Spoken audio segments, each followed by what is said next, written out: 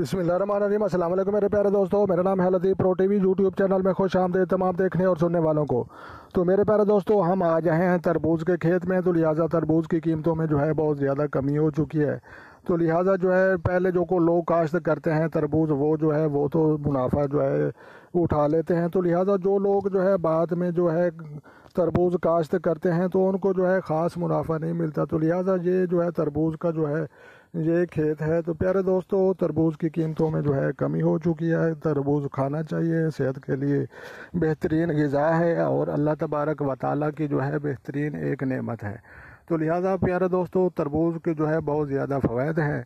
तो लिहाजा जो है तरबूज की कीमतों में जो है कमी हो रही है। तो लिहाजा ये जनूबी पंजाब के इलाकों में जो है ये काश्त होता है और सिंध वाले जो है ये सबसे पहले जो है ये तरबूज जो है उनका जो है आ जाता है हमारे पंजाब में। तो ज़्यादातर लोग वो जो है वो ही कमाते हैं।